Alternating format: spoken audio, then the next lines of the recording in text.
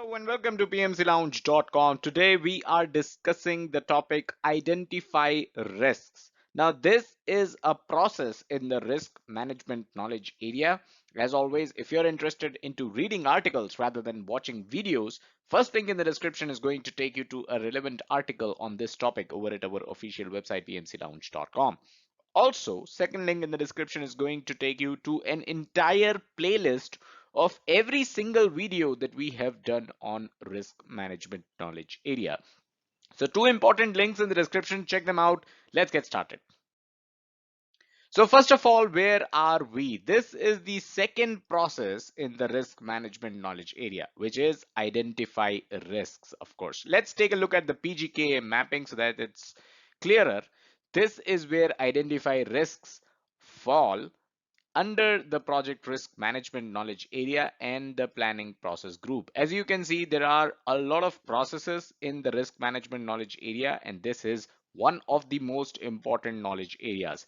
As always, second link in the description is going to take you to a playlist of risk management knowledge area. It will have every single video that you need. So check that out. All right, so how do you go about identifying risks? First of all, as the name suggests, this process is all about determining which risks may affect the project. Now, when you are determining this, the effect on the project can be negative as well as positive. Remember that positive risks are known as opportunities. We have already discussed that earlier. Now, while you're identifying risk, you should not worry about how unlikely the risk probability is or how meager its impact will be. Very, very important thing. So you're noting down all these risks that you can think of. You're noting down all the risks that your project team can think of.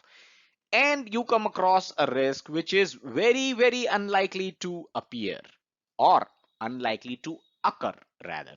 So if there's a risk which is very unlikely to occur, you are still going to note it down. You're still going to jot it down.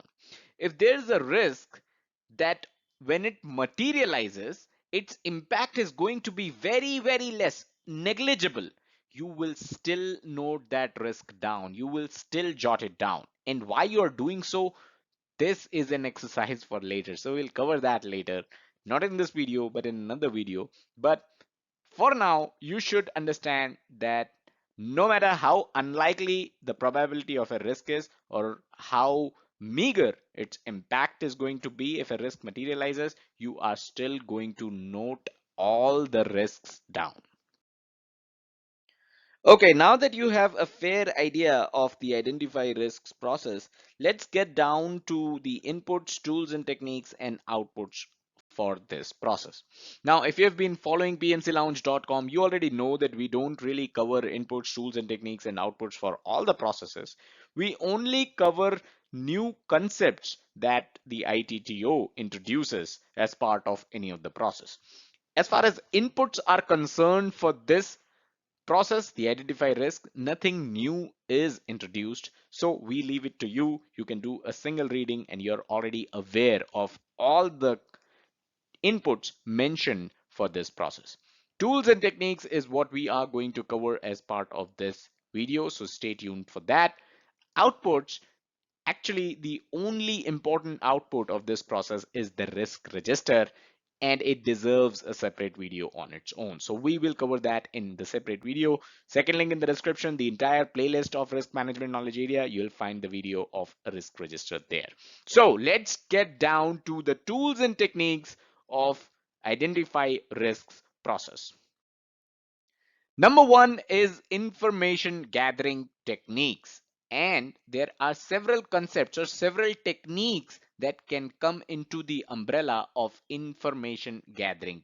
So the first step towards identifying risks is to gather as much risk related information from the team as possible. Now you can do so by making use of these information gathering techniques. Some of these are brainstorming, interviews, DELPHI technique.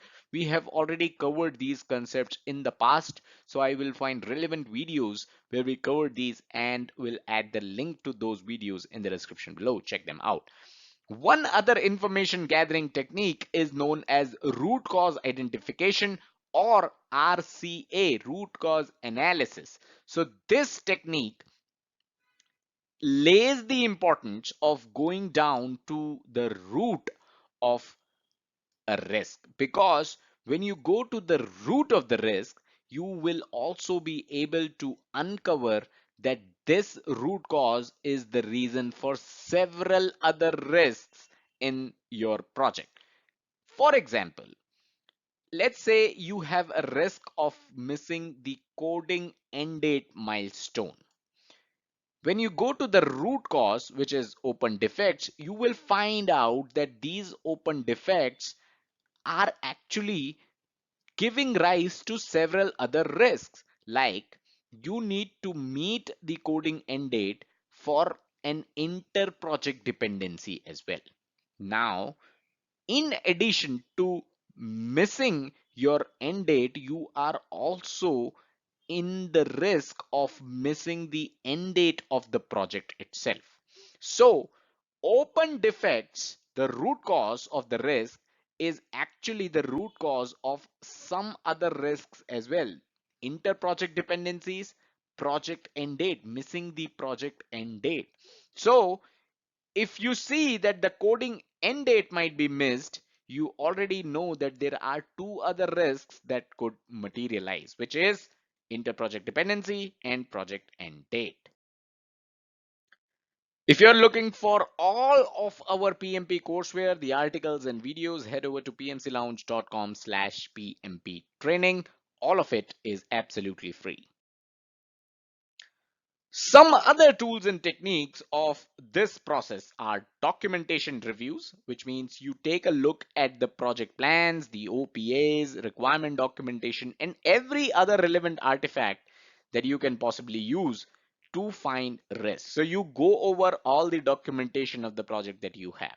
Second is assumption analysis. So assumptions are by nature ambiguous.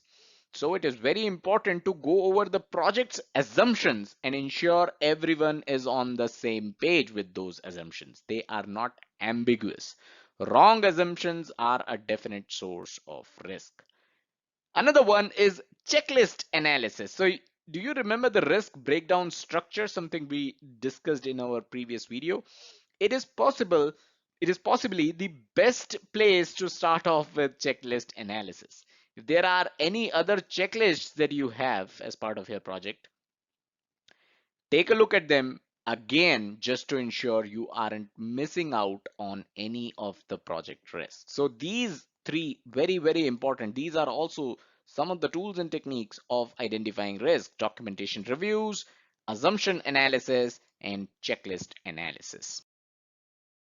SWOT analysis, another important tool. So I talked about how positive risks are opportunities. How about you go over the strengths of the project and the project team to find out some opportunities that your project may have, right? So while you are identifying risks, why not also identify the opportunities that your project can cash on? You will be able to uncover more risks once you go over the weaknesses, obviously, when you're doing SWOT analysis. So SWOT analysis is a well-rounded tool for unwrapping project risks, be it positive or negative risks. Now, I know you might be thinking, isn't this too much? You are going over the entire project documentation. You are going over the SWOT analysis and you are applying all other tools and techniques just to identify risk. And remember, in the beginning, I said, even if the probability of the risk is very small, even if the impact of the risk, if it materializes, is very small, you should still document those risks. So isn't this too much? Yes, you might have noticed by now that we are going the extra mile to ensure all possible risks are uncovered.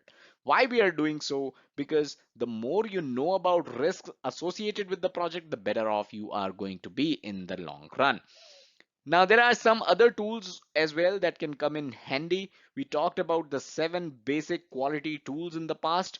Two of them, specifically the fishbone diagram and flowcharts, they can be used to identify risks as well.